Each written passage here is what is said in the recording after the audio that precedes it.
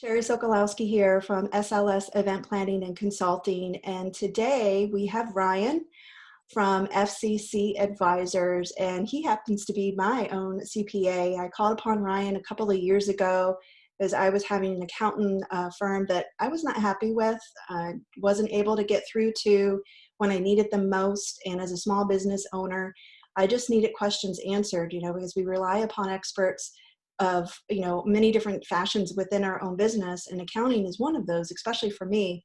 And I just needed someone that I could rely on. And Ryan came as a referral and a recommendation from an old friend of mine from years ago, and I interviewed a couple of CPAs at the time, and Ryan and we just connected, and I knew he was the right person for me and my business. And we have great conversations.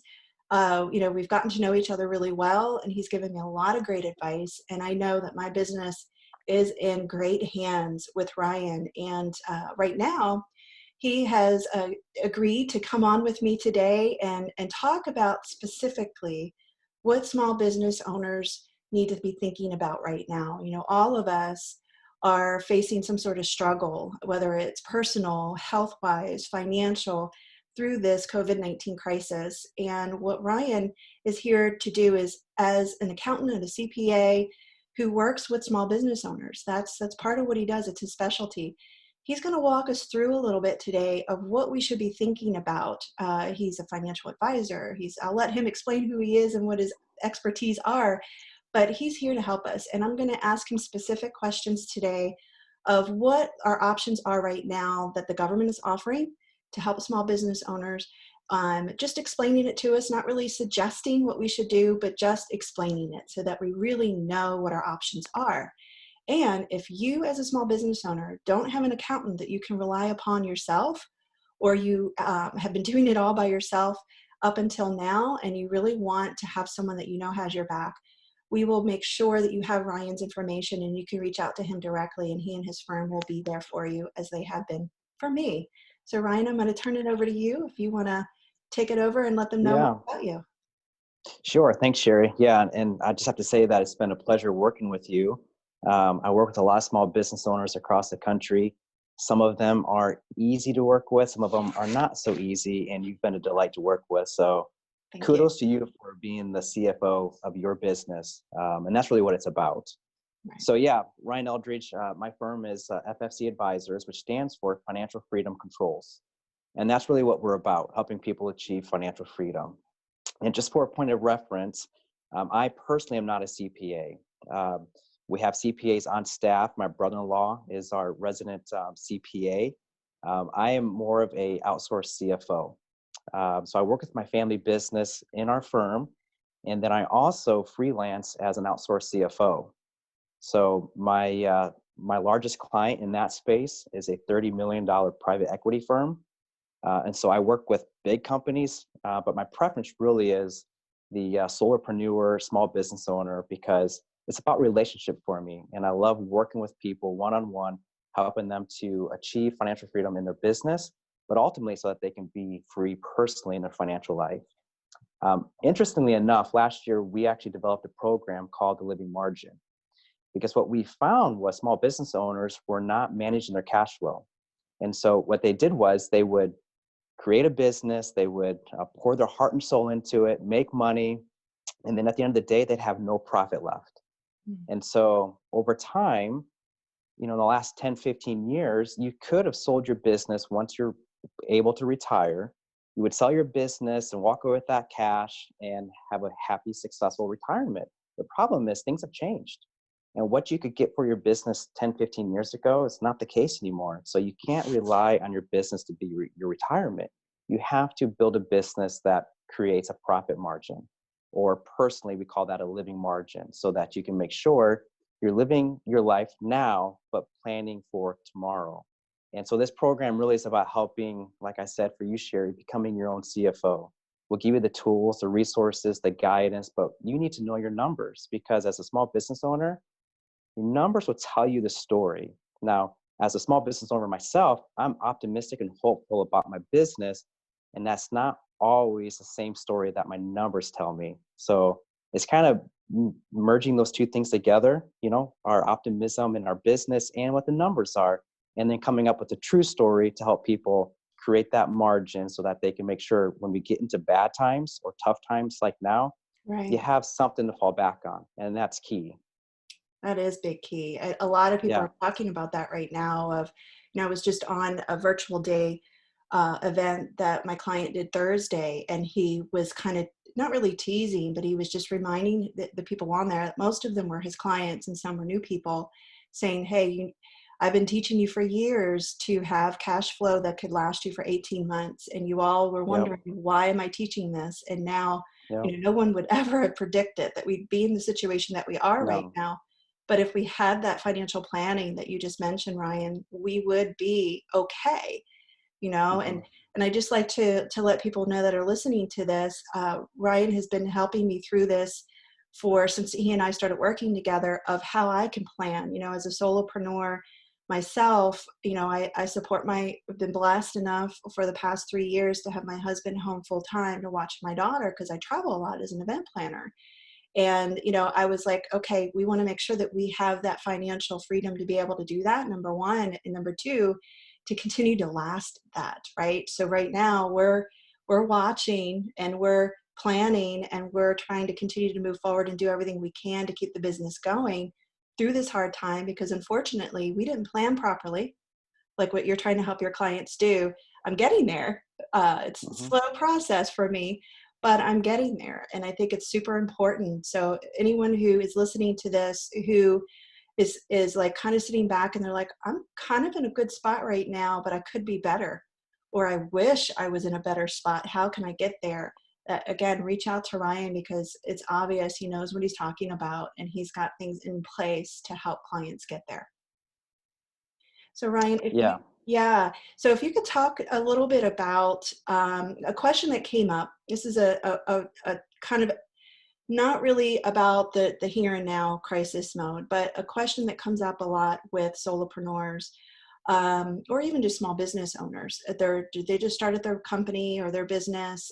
People right now really would be good to hear this that they're at home because they've gotten laid off and they've got a talent that they could use to start a business from home.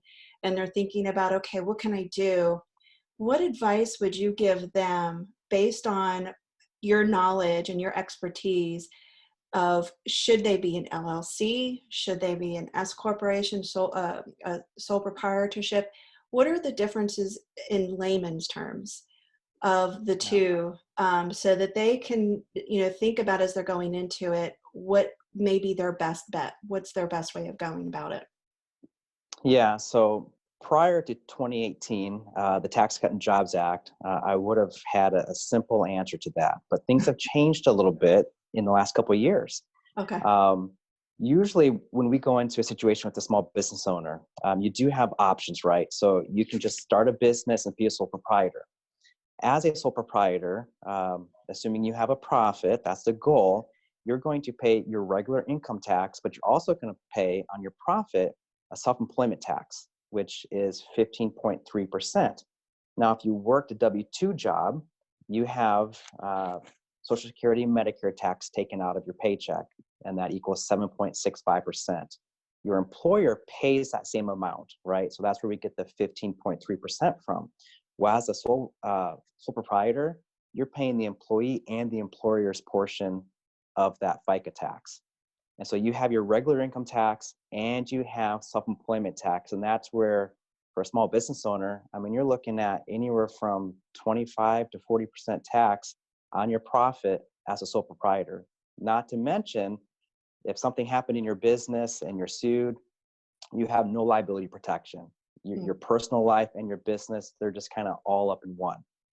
So that's a sole proprietor. Now, if you form an LLC, and if you're a single member, so you only have one owner in that LLC, you are what's called a disregarded entity for tax purposes. So the federal government will look at you as a one owner LLC, and they will say, well, you are a sole proprietor for tax purposes. And that kind of catches a lot of people, right? So it's like, well, I formed an LLC, so I'm not a sole proprietor, right? Yeah. Well, maybe from a liability standpoint, you're not, but for tax purposes, you are. So you've walked right back into the whole scenario of paying that extra 15.3 self-employment tax. Now, if you're an LLC and you have two or more owners, it's basically what's called a check the box scenario. You have two or more owners in an LLC, you basically become a 1065 partnership. Mm. And as a 1065 partnership, which again means there's two or more owners, that income is going to come down to you personally and again be subject to that 15.3 self-employment tax. Now, here's the kicker. If you are in business and with the Tax Cut and Jobs Act, there's a new deduction for small businesses. And that new deduction is a QBI deduction of 20% of your revenue. So if you make $100,000, that QBI deduction is going to give you a $20,000 write-off. Of course, there's a caveat to that. And what they put into place is it's subject to 50% of your payroll.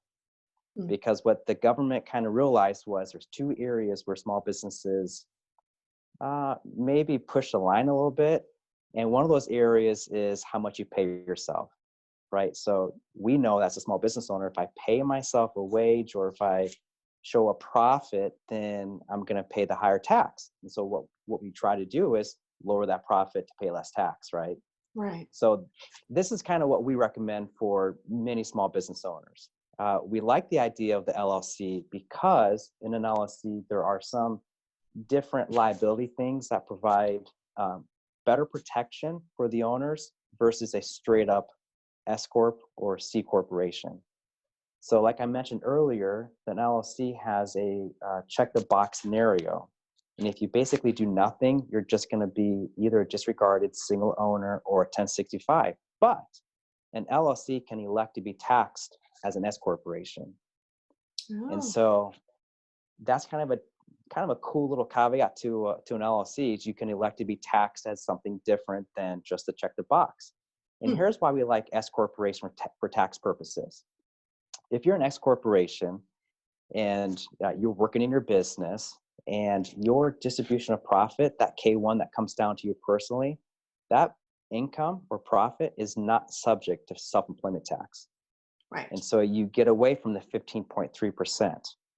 Now, part of that Tax Cut and Jobs Act, the 20% deduction for small business owners, the reason that they put that 50% of payroll rule in there is because they don't want you to be a small business owner, taxed as an S Corp, make $100,000, and then you say, well, I'm not going to take any payroll, any wage to myself. I'm going to take all that $100,000 and it's going to be a K1 distribution of profit. So you pay no FICA tax. And interestingly enough, in the last couple of years, the IRS on your tax return, they now ask for your basis in your S Corp, and they want to know how much your wage is because they're trying to get back to, well, what is your reasonable compensation? So if you're a small business owner, you make $100,000, is your reasonable wage, $40,000 or $50,000? They want to make sure that small business owners are doing the right thing. But here's the key. If you're a small business owner, and in that example, you make $100,000, if you pay yourself $50,000, you're going to pay FICA tax on $50,000. So you're going to pay that 15.3% on $50,000. Okay. But the other $50,000, which is a profit as an investor in your own business, that portion is not subject to the 15.3 self-employment tax. Okay. So that's where an S Corp is. There are some savings there. Right. If you are paying yourself reasonably, you can take the profit and that on that portion, you're not paying the higher tax. Got you. So that's where I know when I first started out 8 years ago, my lawyer at the time, business lawyer, said, let's create you as an LLC because he was thinking of it, like you said, the liability portion of it, how that's best to go into it. And then when tax time came, I'm paying this, what's it called, like a self-employment tax or something. It was like $7,000. And I was like, what? Yep. Yeah, it was a lot of money just for that one particular tax. And, I'm like, why is that? And, I made the mistake. Someone asked me this yesterday on a podcast. They're like, what was one of the mistakes that you made as an entrepreneur? And I'm like, the first one was not knowing I needed to hire a true business accountant when I started my business, because I just went into it thinking I'd file my taxes just like I file it every year, not knowing I had to pay Yep. quarterly taxes and stuff. So at the end of my first year in 2012, I got hit with that self-employment tax. I got hit with penalties because I wasn't paying my quarterly taxes. And I was just like, all this great money I made throughout the year, I wound up having to give so much of it back, most of it in penalties because I just didn't know. So the second year doing this, I did it right, quarterly taxes and everything, but still got hit with a huge self-employment tax at the end of the year. And I asked my accountant at the time, I said, how can I avoid this? And she's like, you can become an S corporation, pay yourself in a payroll, and you'll avoid that. You'll pay other taxes, but she showed me a comparison. She goes, at the end of the year, you're going to be paying less in taxes. And she goes, as long as you don't think you're going to have this big company with a lot of employees, S corporation is the way to go. And she said, but once you change it, you can't go back to an LLC. The only way you can go back is if you close that business down and start something new. And I just thought about something like, well, I don't have any future plans of having a big company with lots of employees. So I took that route and did that. And the following year, I saved thousands of dollars in the self-employment tax. And so that's a great explanation, what you just said. Um, that leads me to another question is right now, getting to the topic of, as a small business owner in a time of crisis right now, what are our options? You and I talked about this a few days ago of, Ryan, I see so many of these things coming out, hearing what small business owners can do. And you had suggested, Sherry, go grab that grant. If you can get it, get it. And so you sent that information to me again. That's the benefit of having someone like yourself on my side, because you're like, Sherry, go after it. Try to be the first one. So I went after it right away. Don't know if I've gotten it yet, but but you also said you had taken the time to explain to me what was going on at that time. Because like you said, every day it's changing. And we decided as a family to do the avenue. And I don't want to screw it up. I'll say what I chose, but I'd love for you as the expert to explain it, is that instead of taking that payroll loan type thing that's going on right now, we decided to not pay myself a paycheck as an S corporation, but instead take the month of April where I'm not paying myself a paycheck and instead doing a loan distribution. And can you explain a little bit about how that was an option for me and what was the benefit for me to choose that? Yeah, so just as a disclaimer, it really is a case by case scenario, Of course. right? Yeah. So you have to look at the personal situation, and then make decisions, like you said, as a family, on what you want to do. Yeah. And it is changing every single day. On the Paycheck Protection Program, last week, the interest rate was going to be, at one time it was going to be 4%. At one time it was going to be 0.5%. Now it looks like it's sticking at 1%. Last week, independent contractors, if your corporation paid an independent contractor, you can include them in your calculation Uh-huh. for how much of a loan you could get. Now they're saying no, Oh. because that independent contractor can go get it for themselves. And so they're Oh. trying to stop people from double dipping, right? Right. It is changing every single day. Wow. Even this morning, one of the questions is, once this money runs out, is there going to be any money left on the Paycheck Protection Program? Right. And no, it's first come, first serve. Well, we Oh. found out just this morning that you can actually apply for and ask for a certain amount of money, 2.5 times your average payroll from last year, Uh-huh. and actually put that money aside with your lender. So you Really? could put that aside for 2 weeks or 4 weeks, because the key is, once you accept this loan, that 8-week period, which is on this particular program, once you get the money, you have 8 weeks essentially to use that money. And then the loan forgiveness piece on that, that's what they're using for a calculation to see how much of that loan can be forgiven. Of course, there's a lot more information there, but Yeah. that's some of the things that are changing just here and now. And what we've heard this morning was, the bank can actually set that money aside. Well, our biggest question is is the bank going to guarantee that if I say, hey, I don't need this until May 1st, well, Mm-hmm. come May 1st, is the money's still going to be there? Or you Right. can say, hey, yeah, we put that aside, but sorry, it's all gone. So these are some of the questions that we're really trying to find out in the here and now. Okay. Um, this program started yesterday, so you can fill out your application. We've heard from most banks the money's not going to start flowing until next week. If you're an independent contractor or a gig worker, self-employed individual, it looks like that's not going to start until April 10th. Okay. Um, so yeah, so there's a couple different options. Some people are saying, hey, if you have employees, we're going to put them on unemployment as long as they say COVID-19, it doesn't count against your business. And of course, some of this is different from state to state, but that's kind of the general idea. So they Mm-hmm. can collect unemployment. You as a small business owner, if you're paying yourself a W-2, or if you're self-employed and you showed a net profit last year, you can go on unemployment and get some funds that way personally. So that's one option people are looking at. And Okay. the other option is that Paycheck Protection Program. And really what that is you're taking your last year payroll, Mm-hmm. averaging it out, and then getting 2.5 times that monthly average as a loan to cover payroll going forward. And the Mm-hmm. interesting thing is I've looked at different spreadsheets and calculations on this from Yeah. large companies and payroll providers.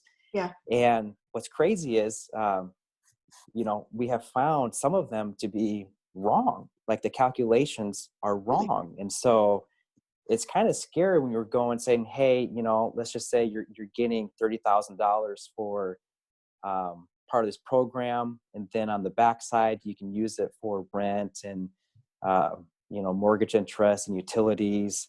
Yeah. And so what everyone's want to know is, hey, if I get 30,000 at the end of 8 weeks, can I get 30,000 forgiven? Well, yes, so long as 75% of what you received is used on payroll.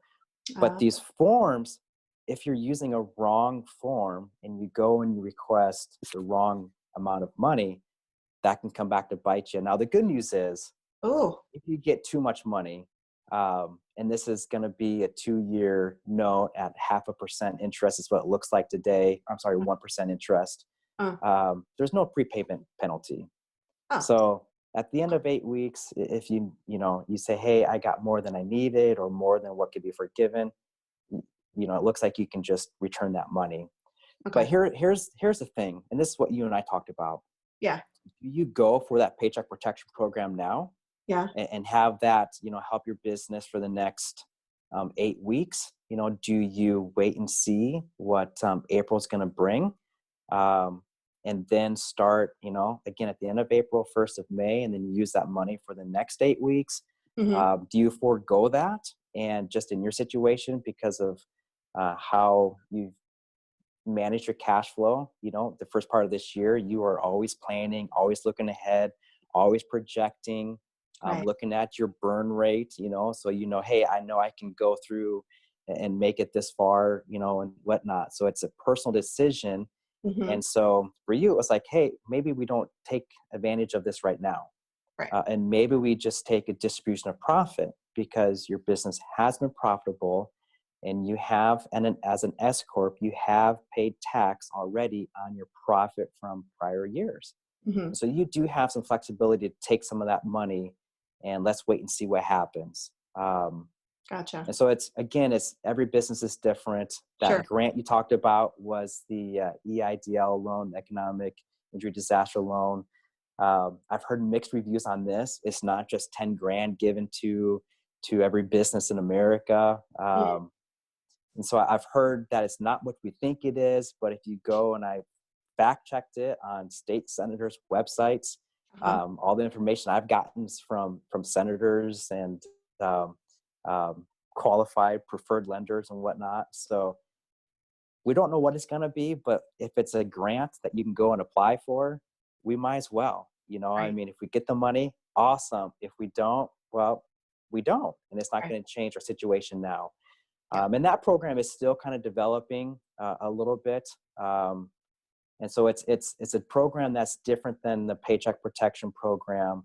there might be some funds available for small business, and that money can be used to pay payroll, to pay your accounts payable and different things. And so that's going to be a low interest, long-term SBA um, loan. And so that could be an option for some small businesses as well.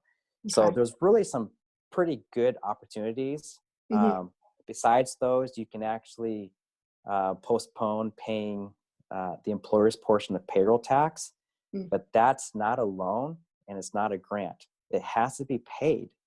And so not paying that now, if you're a small business owner, I don't know if that's a great idea because we don't know what 3 months, 6 months, a year is going to look like. Right. And if you can't pay that in the future, well, at that cutoff date, you may have to pay penalty and interest at that point if you're not able to pay it. Sure. And so you really have to look at what's available and make some smart decisions for yourself. But Right. there are options available, and some of it is good if you can actually structure it in the right way and manage the money well going forward. That's a lot of great information. And I think the point too that we want to make is if you're a small business owner listening to this and listening to Ryan explain the different options and you're not quite sure which one is right for you, reach out to your accountant. And if your accountant doesn't know, then you probably don't have the right accountant supporting you. And now is the time to discover who that right accountant could be. So, again, just can't say enough about Ryan. It's obvious he knows what he's talking about. So if you're listening to this and you don't have someone that can explain it to you, or you may say, like, I was talking to a friend of mine yesterday and he's like, I didn't know about that. My accountant never explained that to me. Then maybe you should look to Ryan, reach out to him and consider hiring him as your new accountant for your company. He's very reasonable in his cost, considering how much information he knows and how he can help you through this. So that's great information. So just to kind of reconfirm what you said, the grant, which you advised me to apply for, and I did. Grant is a grant. That means you don't pay it back. If you get it, you get it, and there's no penalty, there's no payback for it. It's just, I don't like to use the word free money, but essentially that's really what it is, right?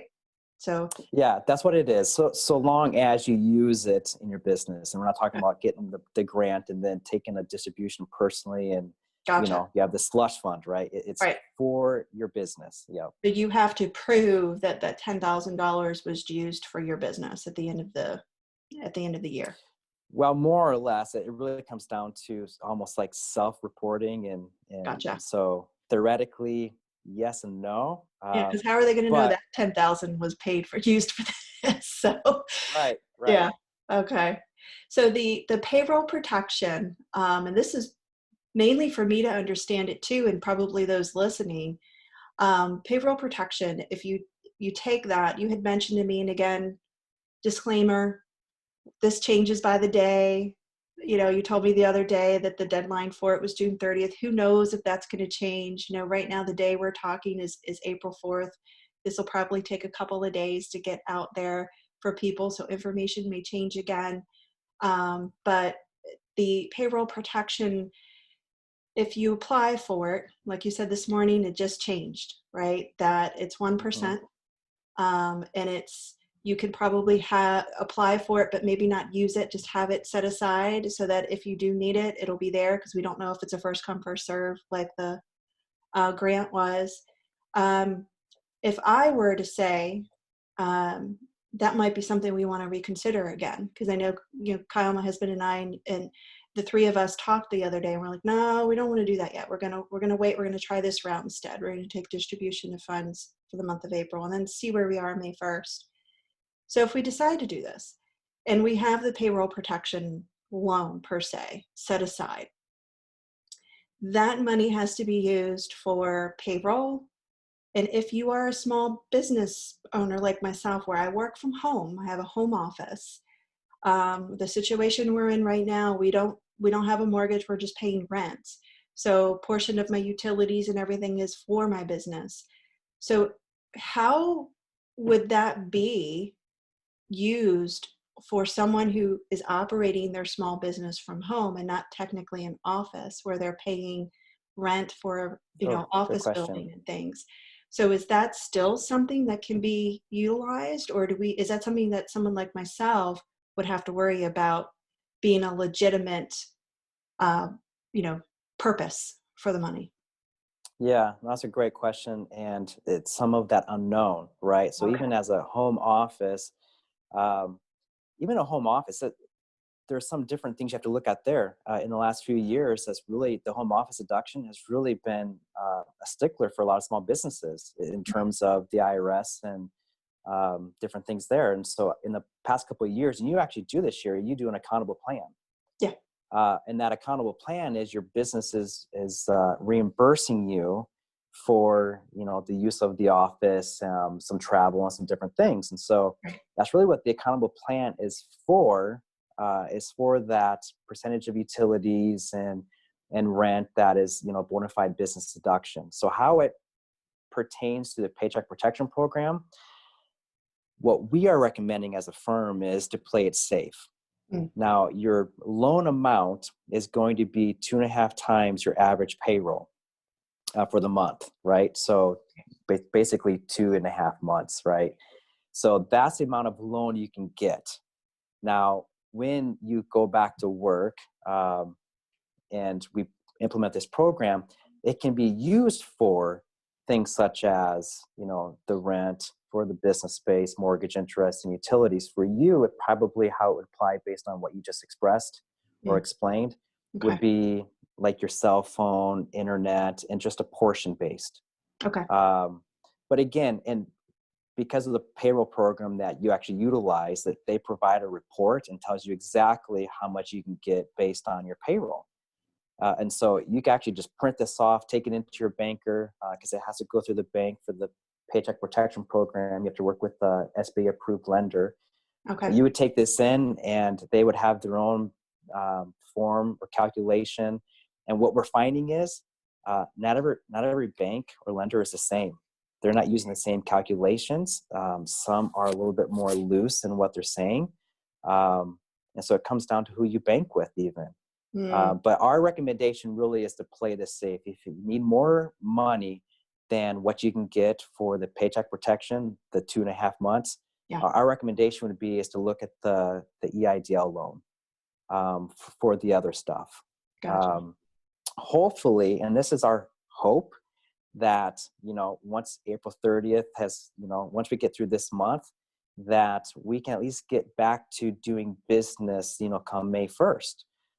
And maybe business doesn't look like what it used to look like, but we can start getting revenue rolling again, and we can start picking up speed again in terms of the economy. And then once we get into June, hopefully things are back to whatever the new normal is going to look like. So we're looking at 8 weeks, right? So this program's 8 weeks. If you do it now, it's going to run you through to June. If you go and get the loan, but set the money aside till maybe April 15th or April 30th, you're just really hedging your risk. And so I do think it's a good idea for people to look at if you're doing payroll and you're running your business the right way in terms of paying yourself a wage. It is a good idea to try to get the Paycheck Protection Program loan to pay yourself, because that portion is forgivable. And again, like, we don't want to say it's free money, but it's forgiven. And so it's a good deal for small business owners. And the whole idea here is to get us back working, and to help the economy, help us get through this next 4 weeks, 8 weeks, or whatever. Okay. Got you. So just so that people understand, right? We don't want to say the word free money, but when we're talking about forgiven, if someone decides to take their out of the SBA loan, of the payroll protection, they go through the bank, their personal bank, they find out that they can have it and they get it and they apply it and they use it for their payroll and they use it wisely. Like you said, be smart about it and use it for what they say to use it for. At the end of the day, when it's all said and done, the forgiven part, as long as they follow the rules and regulations of what that forgiven part is, that means they don't have to pay it back. Is that what Correct. that means? Okay. That's what that means. Yep. Okay. Yeah, I It's a was big deal. that is a big deal because we were talking about that as a group. I was sharing with you the group that call was on yesterday, where we were all trying to figure it all out. And so one of my friends was on there and he's like, yeah, he goes, the new thing that came out today was if we use it for this, it's forgiven. And I'm like, a loan that's forgiven. I've never heard of a Yeah, such thing, right? right. And I'm like, I'm going to talk to Ryan about this. And so I'm glad you hopped on here to kind of explain it and understand it for us, because people like myself, there are businesses out there that are struggling right now. So Mhm. many of us are. You've got people out there who've lost their jobs, who are being laid off, who have a 9 to 5. But the people that right now that we're talking to are small business owners and companies who are just trying to do their best to make it through this crisis, so that they don't have to go out of business, so that they don't have to lay off their employees, so that they can continue to strive and thrive through this as best as possible, so they can Yeah, continue to serve their community. So that's right. I think it's important for us to kind of share that with them and let them know, look, there's a little bit of light at the end of the tunnel in regards to this. The government is trying to find ways to help the small business owners, because people with a 9 to 5, they can apply for unemployment. Small business owners, there's so much red tape to do that. So what are our options? So that's the point of today's call, is Ryan can share with us what our options are. And again, disclaimer, we're not advising you to make a decision or the decision or this decision. It's just educating you on what Ryan, as a professional in the accounting industry and his firm, knows, because you guys are keeping up on it, right? That's the whole purpose as a small business owner, is to reach out to those that are an expert in that field, right? I'm not a Yep. copywriter. I'm not an accountant. I'm not an insurance agent, but I know certain information that people can and will be able to help you with. And that's the purpose of this today, is his firm, Ryan's firm, FCC Advisors, can help you through this.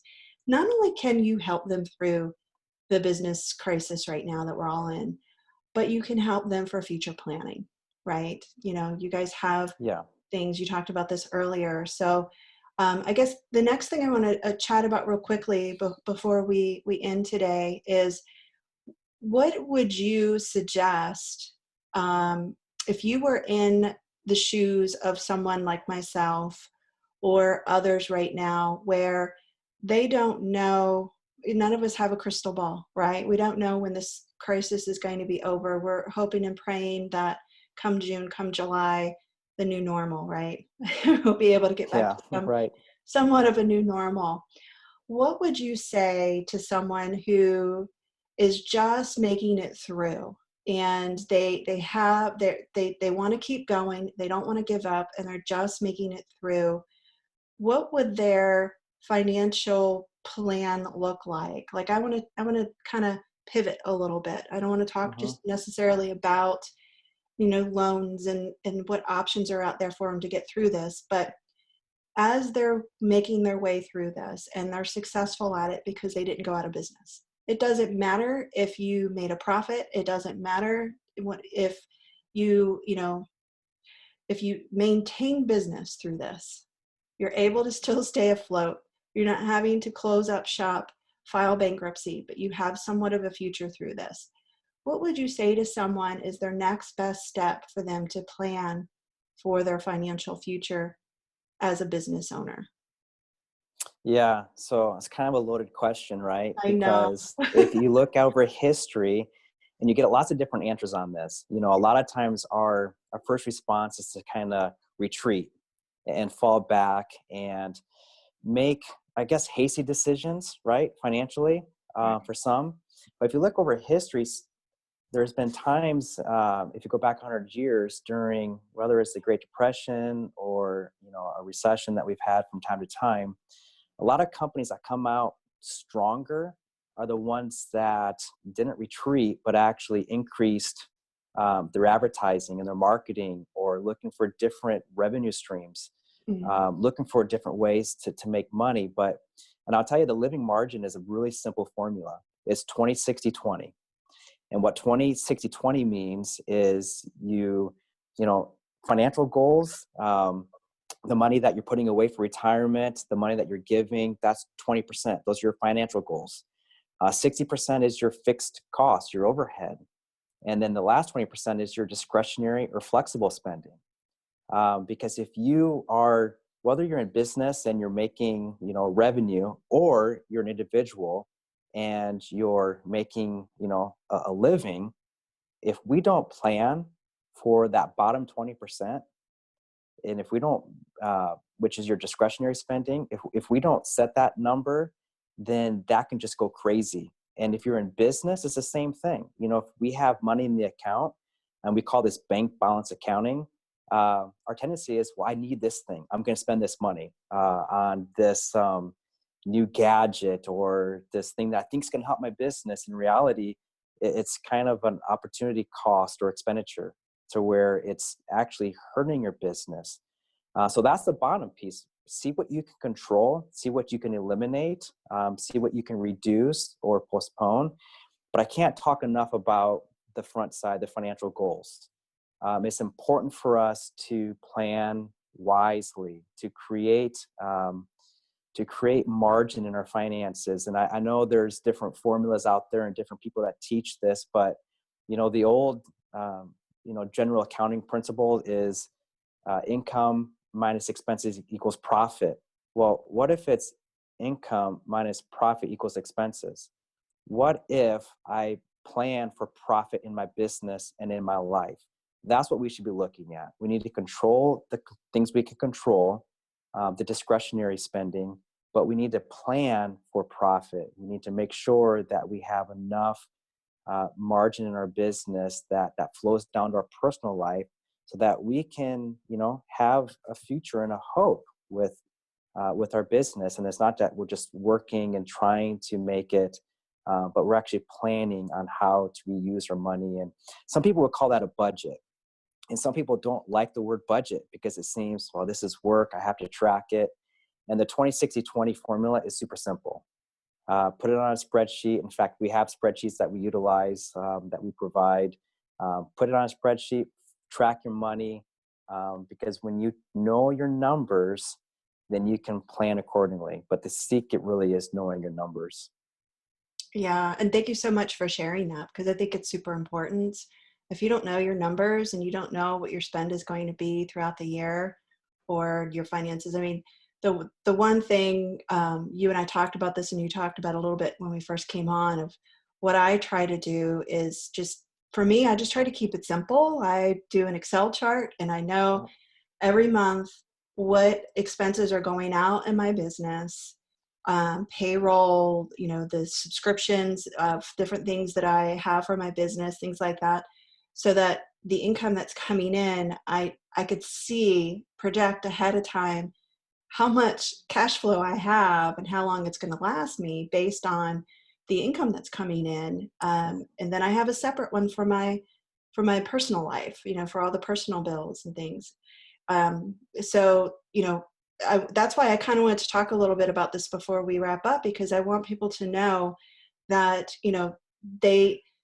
now is the time really to plan as best as you can, like strategically. That's kind of what I'm all about. I don't just do live events, but I'm a strategic planner with your business. And you and I, that's one of the things I love about working with you, because you are strategic in the financial planning, right? You want small businesses to continue to operate for as long as they can, so that we can continue to be out there serving, right? So the whole goal of this, for those of you listening, is I hope you got a lot of information out of this today. Ryan thoroughly explained S corporation, LLC, the differences between the two, the benefits of either one. Not suggesting which one is better for you, because that's a personal decision. Speak with your own accountant. And again, if you don't have one, feel free to reach out to Ryan. I'm sure he'd love to work with you and help you through that process.